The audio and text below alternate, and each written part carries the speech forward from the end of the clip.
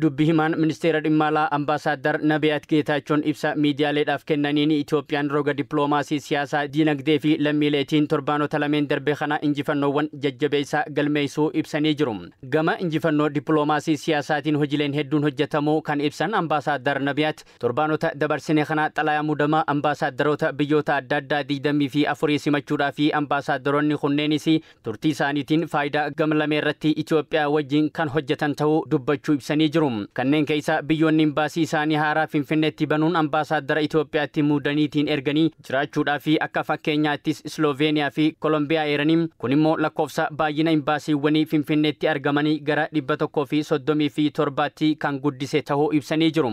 Roga dippiloomaasii siyaasaatiin ministeerri dhimma alaa fi hooggantoonni biyyattii Finfinneetti dureewwanii fi dippiloomaatota biyyoota adda addaa simachuudhaan waliin mari'achuu eeranii kun immoo ji'a muddee dhufu kanallee akka itti fufu himanii jiru.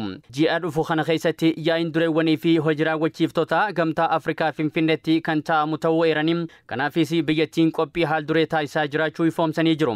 Torbeewwan kanneen itti ajandaalee faayidaa biyyoolessaa Itoophiyaa kabachiisan irratti fuulleeffachuudhaan hojjetamu kan ibsan ambaasaadar Nabiyaat biyyattiin naannawa gaanfa Afrikaatti nageenyaa fi tasgabbii mirkaneessuu keessatti gaheen qabdu olaanaa ta'uu mirkaneessuus dubbataniiru. Keessumattuu nageenyi Suudaan iddoo duraatti akka deebuu fi kanneen waraana keessatti qooda fudhachaa jiran karaa nagayaatiin rakkoo isaanii akka furanii fi deeggaraa jiraachuus eeranii jiru. Walumaa galatti Itoophiyaan roga dippiloomaasii fi dhageettiin naanno'ichatti qabdu dabalaa jiraachuu ragaaleen kan agarsiisan ta'uu ambaasaadar Nabiyaat Geetaachoo dubbatanii jiru. እነኚህ የዲፕሎማቲክ እንቅስቃሴዎች እንድምታቸው ምንድነው የሚለውን በመናይበት ጊዜ Sosochiin dippiloomaasii kun hiikoon isaa maal jennee yoo ilaalle dhageettiin Itoophiyaan gama dippiloomaasii siyaasaan naannichatti qabdu dabalaa jiraachuu mul'isa. Biyyi keenya nageenyaaf tasgabbii gaanfa Afrikaa naannichaa fi idil addunyaa keessatti shoora taphachaa jirtuuf xiyyeeffannaan addaa kennamuun hubatameera. Gara fuulduraattis hojiilee dippiloomaasii kana fakkaatan cimanii kan itti fufan ta'a. Gama biraatiin ammoo fooyya'insa dinagdee hunda galeessa Itoophiyaatti taasifameen bu'aan dippiloomaasii dinagdee gurguddaan argamaa jiraachuu kan ibsan dubbihimaa ministeera dhimma alaa ambaasaadar Nabiyaat Geetaachon biyyoonni fi dhaabbileen idil addunyaa hedduun biyyattii waliin hojjechuudhaa fi fedhii agarsiisaa jiraachuu dubbatanii jiru.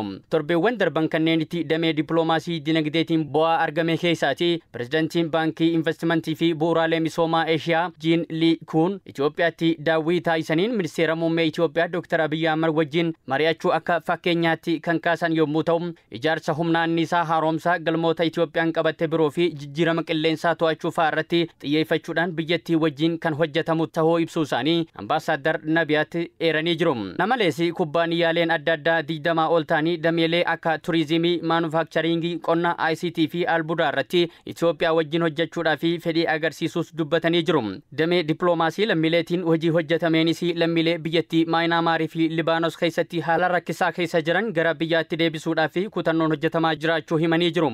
በህገወጥ የሰዎች አዘዋዋሪዎች ተታለው ወደ ማያንማር የገቡና ለሚሌ ኬኛ kanneen seeraan alaa namoota daddabarsaniin gowwoomsamanii Maayinaamar seenanii rakkoof saaxilaman mootummaa biyyattii wajjin mari'achuudhaan gara biyyaatti deebisuuf hojjetamaa jira.